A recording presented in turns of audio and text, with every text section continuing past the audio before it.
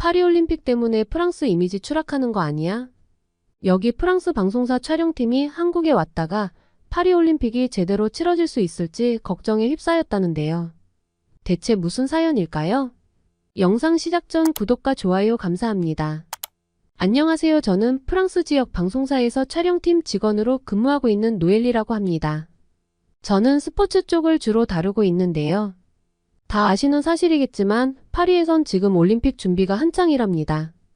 2024년 파리올림픽은 1924년 파리에서 올림픽이 개최된 이후 100년 만에 개최되는 것이라 프랑스 사람들이 특히나 올해 파리올림픽에 더 큰 의미를 두고 있습니다. 파리올림픽 조직위원회는 사상 최초로 야외 개막식을 준비하는 등 막바지 단장에 열을 올리고 있어요. 이번 파리올림픽이 완전히 개방된 대회라는 슬로건을 내걸고 있어서 안전에도 철저한 대비를 하고 있어요. 게다가 저희 방송사 스포츠국에서도 파리올림픽 중계부터 대규모 올림픽 특집 방송 기획이 한창이에요. 그러다 보니 스포츠국의 직원들은 특집 프로그램 하나씩에는 다들 투입되어 방송 기획에 참여하고 있어요. 영상 기획에 대한 회의가 밤낮으로 이어지고 있습니다. 물론 저도 마찬가지예요.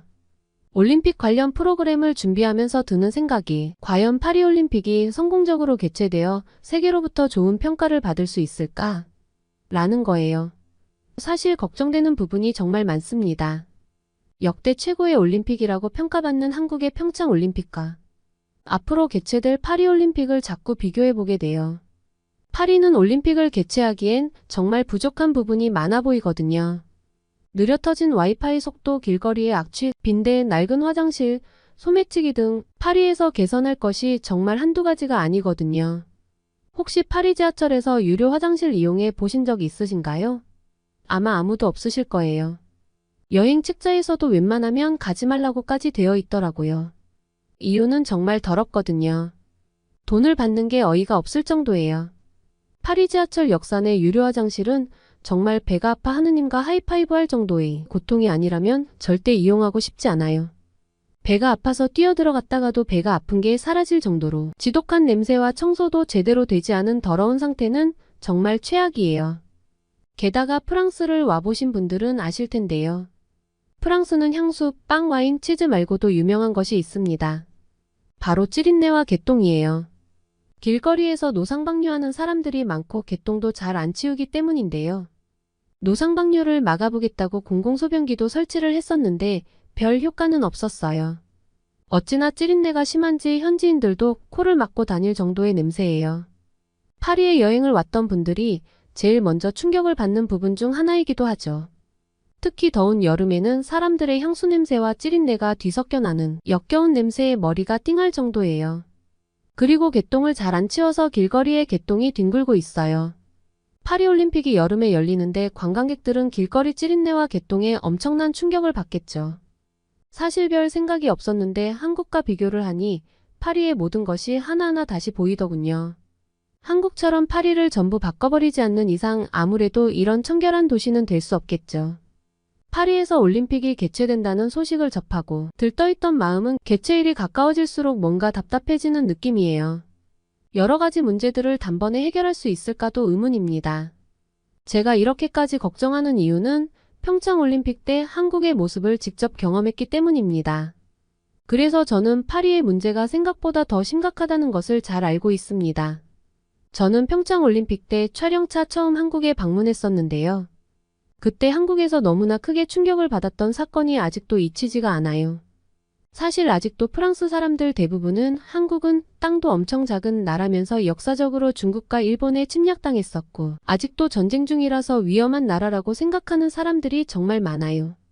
저 역시도 평창올림픽 때문에 한국에 가야 했을 때 정말 불안한 마음이 들었거든요. 위험한 한국에 가고 싶지 않았지만 결국 한국에 출장 명령이 떨어졌습니다. 저는 어쩔 수 없이 저희 팀을 따라 한국으로 향하게 되었죠. 그렇게 저희는 18시간이란 긴 비행을 마치고 인천공항에 도착하였습니다. 저는 인천공항에 도착하자마자 엄청난 규모와 깔끔한 공항 내부의 놀라움을 감출 수가 없었습니다. 제가 상상했던 한국과는 너무나도 달랐기 때문이에요. 한국은 공항에서부터 무료 와이파이가 막히는 것 없이 바로바로 터지더라고요. 프랑스 파리는 모바일 인터넷 속도가 한국의 절반 정도 되는 느낌이라 비교가 엄청나게 됐죠. 같이 온 촬영팀 동료가 휴대폰으로 정보를 찾아보니 인천공항이 무려 선진국 공항 순위 1위에 있다는 충격적인 화면을 보여줬습니다. 특히 저희는 직업의 특성상 유럽 주변 나라에 촬영하러 가는 경우가 많았어요. 까다로운 입출국 절차와 화물칸에서의 저희 촬영 장비를 받으려고 기다리는 시간이 너무 불편했던 적이 정말 많습니다. 그런데 한국의 공항은 간편한 시스템으로 입출국도 상당히 편리하였으며 특히 촬영 장비 수화물도 어느 나라보다 빠르게 받았어요. 더욱더 저를 놀라게 했던 것은 도둑이 없었다는 겁니다. 저희가 가지고 다니는 장비는 다 엄청 비싸기 때문에 항상 사람이 많은 공항에서는 장비를 잘 챙겨야 했습니다. 실제로 유럽의 몇몇 공항에서는 한눈판 사이 장비를 도둑 맞은 경우도 있었죠. 하지만 한국은 신기하게 자신의 물건이 아니면 관심을 두지 않더군요. 캐리어를 화장실 입구에 놓고 볼일을 보는 사람도 있었죠. 프랑스였으면 당장 도둑이 가져갔을 겁니다. 우리 촬영팀은 공항 철도를 이용해서 숙소가 있는 서울의 한 호텔로 가야 했습니다. 인천공항에 이어 지하철에서는 놀라움의 연속이었어요. 낡고 악취가 가득한 파리의 지하철만 타다가 깨끗하고 최신식인 한국의 지하철을 보고선 얼떨떨해하며 올라탔는데 순간적으로 내릴 땐 어떻게 내리는 건지 몰라서 당황했어요. 파리 지하철은 노선에 따라 자동으로 열리는 문도 있지만 대부분 내리는 사람이 문에 달려있는 버튼을 누르거나 고리를 올려야 문이 열립니다. 이걸 제때 못하면 내려야 할 역에서 못 내릴 수도 있어요. 촬영팀 전원이 내리는 방법을 몰라 순간 얼음이 되었어요. 당황해서 허둥지둥하다가 자동으로 열리는 지하철 문을 보고 입을 떡 벌린 저희들을 한국 사람들이 의아하게 보는데 어찌나 부끄럽던지요. 한국 사람들 눈에는 저희가 과거에서 온 사람들처럼 보였을 거예요. 게다가 촬영팀 전원이 충격을 받았던 사건이 있었는데요. 제가 지하철을 탈 때부터 선반 위에 덩그러니 놓여있는 가방 하나가 보였어요. 저는 가방이 신경 쓰여 계속 예의주시하고 있었는데요. 왜냐하면 가방을 선반에 올려놓았다는 행위부터가 저에겐 놀라운 광경이었으니까요. 가방을 메고 있어도 소매치기를 당하는 판국에 감히 가방을 몸에서 떼어내 선반에 놓다니. 정말로 이해할 수 없는 광경이었습니다. 하지만 30분이 지나도 가방은 그대로 있는 거 아니겠어요? 가방이 놓여있는 자리 아래는 많은 승객들이 타고 내리며 바뀌고 있었고 주인은 분명히 가방을 잃어버리고 그냥 내린 것 같았어요. 가방을 더 지켜볼 수 없었던 저는 동료에게 가방이 어떻게 되는지 궁금하다고 했어요. 성격이 활발하고 넉살이 좋았던 동료는 앞자리에 있는 한국 남성분에게 저 가방은 주인을 잃어버린 것 같은데 누가 가져가는 거 아닌지 걱정이 된다고 말했어요. 그리고 남자분의 말씀을 듣고 우리는 놀라지 않을 수 없었어요. 한국 사람은 무거울 때뿐만 아니라 지하철에 사람이 많아 붐비면 가방을 선반에 두고 내릴 때 가져간다고 했어요. 그리고 선반에 있는 가방은 주인이 아니고는 아무도 가져가지 않는다는 믿기지 않는 말을 하더라고요. 혹여 주인이 깜빡 잊고 가져가지 않는다면 어떻게 되는 거냐고 물었더니 그는 지하철이 종료될 때 분실물 센터에 입고될 것이고 가방 안에 주인의 인적사항을 확인할 수 있는 것이 있다면 주인은 쉽게 가방을 찾아갈 수 있다고 했어요. 실제로 그도 예전에 쇼핑하면서 샀던 새 옷을 가방째 두고 내린 적이 있었는데 분실물 센터에서 영수증을 보여주고 옷을 금방 찾은 적이 있다고 말해주었습니다. 기본적으로 한국 사람들은 다른 사람의 물건에 욕심을 내지 않는다는 이야기도 덧붙이면서요. 촬영팀은 이야기를 듣는데 입이 다물어지지 않았습니다. 왜냐하면 파리에서는 소매치기가 일상이에요. 심지어 관광객뿐만 아니라 파리지앵까지도 소매치기에 타깃이 되어 휴대폰을 손에 쥐는 것은커녕 가방을 품에 안고 다녀도 순식간에 귀중품을 훔쳐가 버리거든요. 파리올림픽을 보려고 프랑스에 온 관광객들이 또 얼마나 소매치기를 당할까 생각하면 벌써부터 나라 망신에 몸둘 바를 모르겠어요. 파리에서는 늘 긴장을 하며 다녀야 하는데 한국에선 그럴 필요가 없다니 정말 부러웠습니다. 한국은 휴대폰을 손에 쥐고 다녀도 되고 주머니에 넣어 다녀도 되고 가방이 입을 벌린 채로 돌아다녀도 소매치기 걱정을 하지 않는 나라였던 거죠. 한국의 지하철 에피소드는 그렇게 마무리되었고 우리는 숙소에 도착해서 짐을 풀었습니다. 다음날 아침에는 동계올림픽 개최지였던 평창으로 출발했고 그곳에서 촬영 세팅을 하고 있었어요. 그러던 도중 막내 스태프가 카메라 가방 하나를 공항에 놓고 온 것 같다고 말하더라고요. 저는 이야기를 듣자마자 감독님에게 이 사실을 알렸어요. 감독님은 화를 엄청 내시더라고요. 사진이나 영상을 찍는 분들은 알고 계실 텐데 촬영용 카메라는 상당히 고가예요.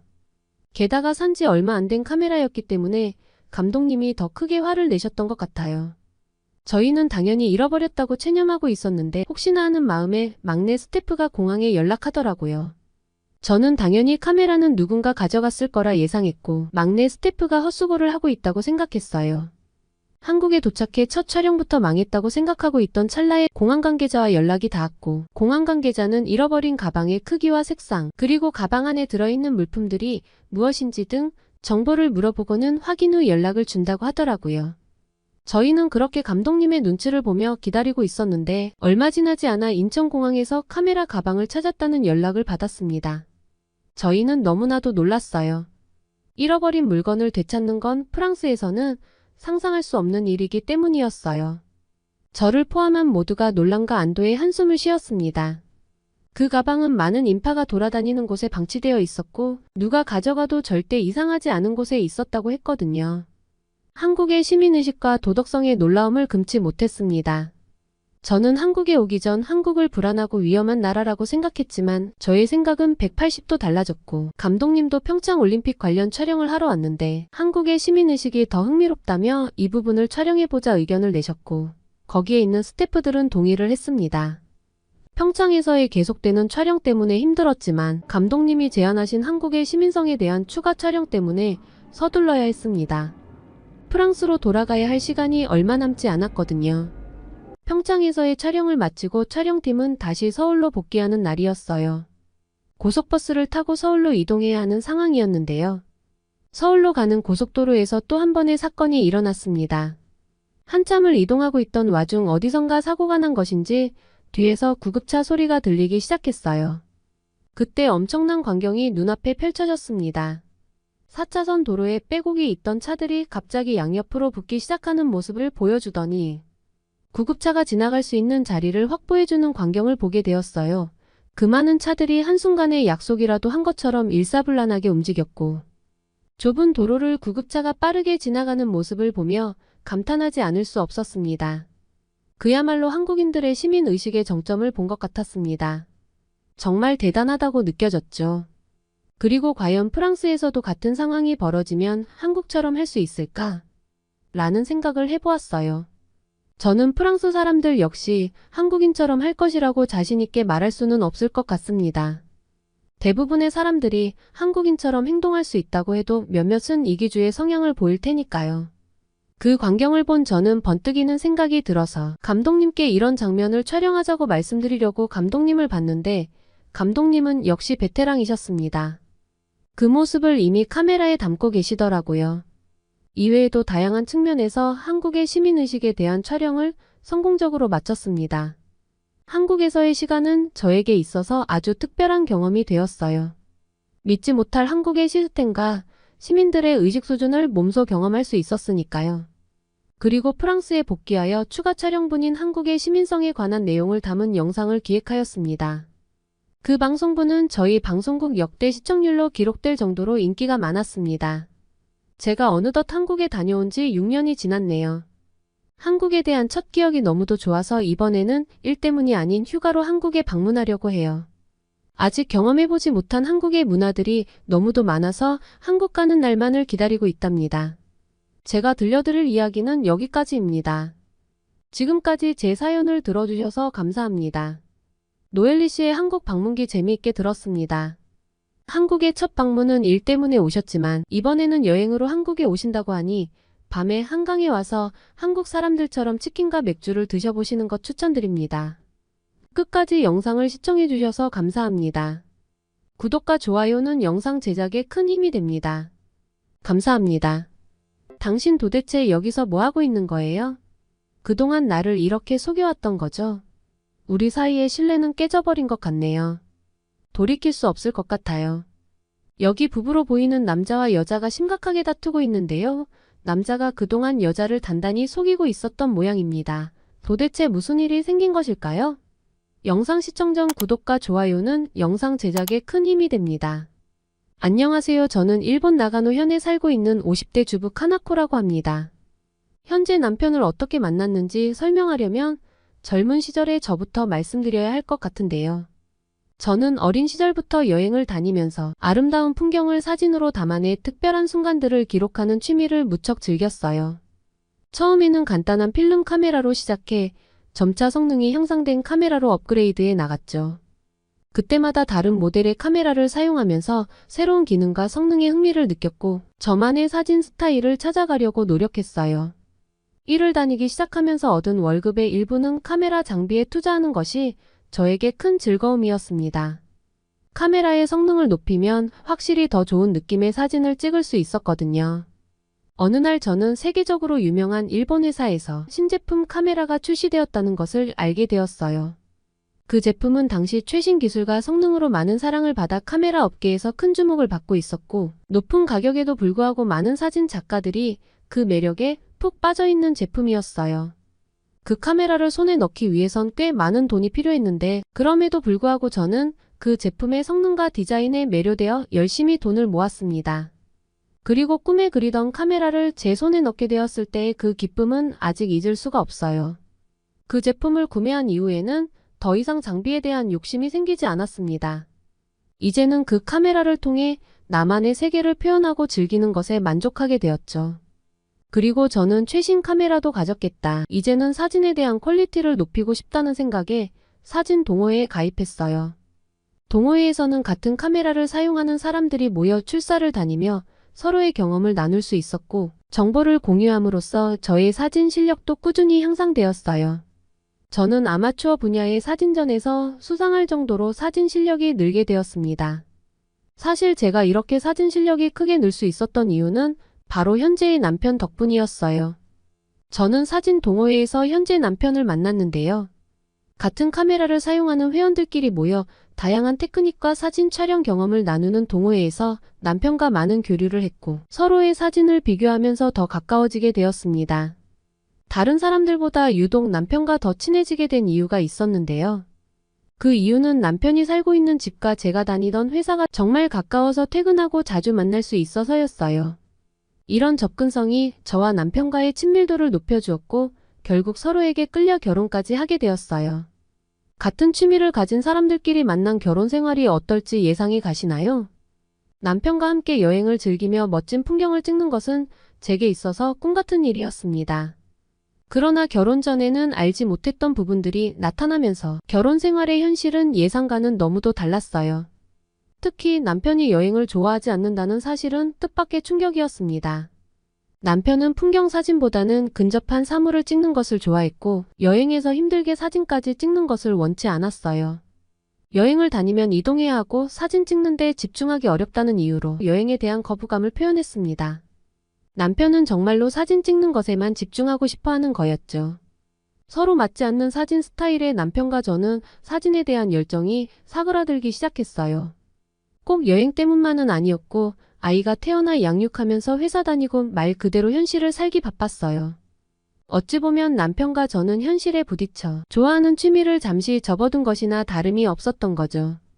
그렇게 세월이 흐르다 보니 어느새 60대를 향해 달려가고 있는 남편과 제 모습을 확인하게 되었습니다. 어느덧 인생의 절반을 넘게 살았네요. 아이들을 모두 키워 출가시키고 나니 허무하고 무료하더라고요. 게다가 그 무렵에 남편은 회사의 일방적인 해고 통보를 받았어요. 남편은 회사에 대한 애사심도 강했고 회사의 직원으로서 스스로도 자부심도 가지고 있던 터라 정신적인 충격을 꽤 많이 받았습니다. 처음엔 이제 남편이 너무 고령자라서 그런가 하고 생각했죠. 하지만 아무리 그렇게 생각을 해도 도저히 납득이 되지 않았습니다. 아시다시피 일본은 초고령 사회잖아요. 60대나 70대도 노력만 한다면 일자리를 가지고 있는 게 흔한 분위기입니다. 남편은 회사에서 나온 이후 정신적으로 방랑자가 되었습니다. 한순간에 소속 집단이 사라지고 나니 뭐랄까 무인도에 동떨어진 기분이었대요. 남편은 이 사실을 저에게 알리고 싶지 않아서 출근하는 척하고 쇼핑몰이나 근처 공원 같은 곳에 나가서 시간을 보내고 들어오기도 했습니다. 하지만 거짓말은 언젠가 드러나는 게 세상의 이치 아니겠어요? 제가 남편이 회사를 더 이상 나가지 않는다는 것을 눈치채게 된 계기가 있었는데요. 어느 날 남편의 출근 가방에 옛날 그 카메라가 들어있는 것을 보게 된 거죠. 회사에 카메라를 가지고 갈 일이 없잖아요. 그래서 남편의 뒤를 밟았더니 공원의 작은 풍경들을 찍고 있던 남편의 뒷모습을 발견했습니다. 저도 처음 그 모습을 보고 정말 놀랐어요. 그리고 그동안 이 사실을 숨기려 마음고생했을 남편을 생각하니 눈물이 눈앞을 가렸어요. 저는 남편의 퇴직을 축하해 주었습니다. 그동안 고생 많았고 앞으로 우리의 시간을 즐기자고 말했어요. 하지만 이후로도 남편은 심한 공허함과 억울함을 느끼곤 했어요. 한평생 몸바쳐 일해왔던 회사에 이런 푸대접을 받고 퇴직했다는 사실을 힘들어했어요. 남편은 무기력하게 집에서 늘 같은 일상을 보냈어요.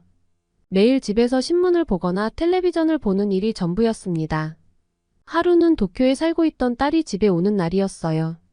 딸의 눈엔 우리 부부가 적적하게 보였나 봅니다. 코에 바람도 쐴 겸 아빠랑 둘이 여행을 가보는 게 어떠냐고 묻더라고요. 갑작스러운 딸의 여행 제안에 잠자고 있던 저의 여행 호르몬이 분출돼 갑자기 흥이 솟아났어요. 그런데 평소 여행을 좋아하지 않고 우울한 마음을 가지고 있는 남편이 과연 여행 제안을 받아들일까 걱정되었습니다. 남편은 딸에게 말은 고맙지만 조금 생각해 보겠다고 했어요. 그러더니 딸은 일본이랑 가까운 한국에 가면 비용 부담도 없고 편안히 여행할 수 있도록 여행 코스를 다 짜줄 테니 다녀만 오라고 하면서 남편을 설득하더라고요. 물론 저도 옆에서 같이 설득을 했습니다. 남편은 못 이기는 척 딸에게 고맙다고 말하며 여행 제안을 수락했어요. 딸은 한국 제주도의 사진을 보여주며 평화롭고 따뜻한 분위기의 도시라며 다녀오면 기분이 많이 전환될 거라고 말했어요. 당연히 한국에 가게 되면 수도인 서울로 여행을 예상했는데 딸이 제주도를 추천하길래 의아했습니다. 딸은 한국을 제대로 즐기려면 수도인 서울을 가는 게 맞다고 했어요. 인프라도 잘 갖춰져 있고 서비스나 각종 대중교통 체계도 완벽하니까요. 그런데 서울 특유의 도시 느낌이 워낙 강해서 쉬는 시간을 가지려는 우리 부부 여행의 목적에 부합하지 않다는 생각이 든다고 하더라고요. 그러면서 딸은 제주도가 우리 부부에게는 제격인 곳이라며 여행 일정을 모두 정리해 주었습니다. 우리 부부는 말 그대로 몸만 가지고 여행을 떠나면 되는 상태였죠. 저는 여행짐을 싸면서 우리 부부의 옛 추억이 담긴 카메라 2대를 조심스레 담았어요. 남편은 여행을 다니면서 사진을 찍는 것을 싫어할 수도 있지만 전 다시금 그 추억을 되살려보고 싶었거든요. 첫 발을 디딘 제주도는 생각보다 훨씬 마음에 드는 장소였습니다. 바다를 보면서 가만히 차 한 잔을 마시는 것도 좋았고 어딜 둘러봐도 자연 친화적인 풍경이 절로 마음을 편안하게 해주었어요. 제가 살던 동네도 만만치 않게 조용하고 나긋한 분위기였는데 제주도에서 느끼는 기분들은 또 색다르더군요. 처음에는 남편이 여행에 무관심한 듯했지만 그의 눈에도 점차 제주도의 아름다움이 스며든 것 같았어요.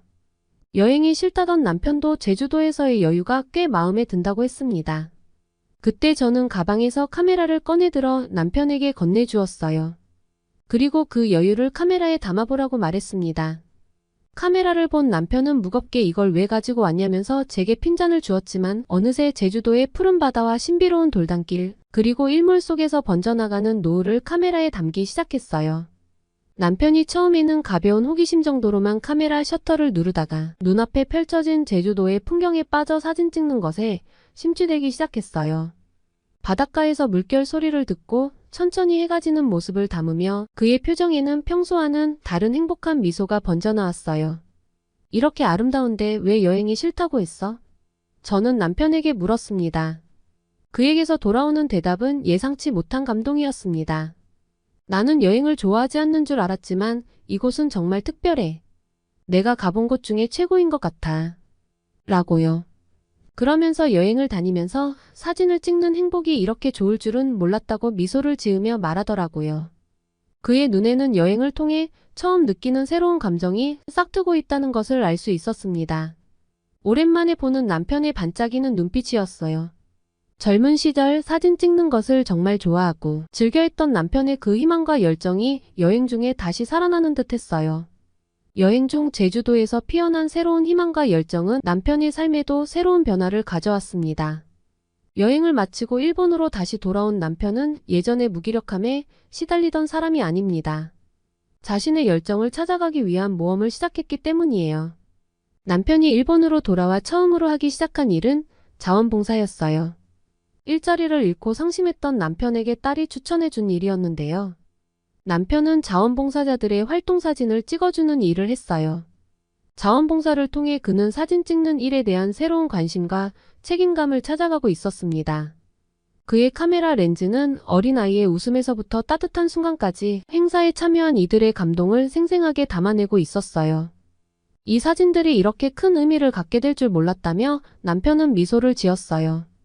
그의 사진은 봉사활동을 통해 다양한 이야기를 전하고 소외된 이들에게 조금이나마 따뜻함을 전해주는 역할을 하고 있었습니다.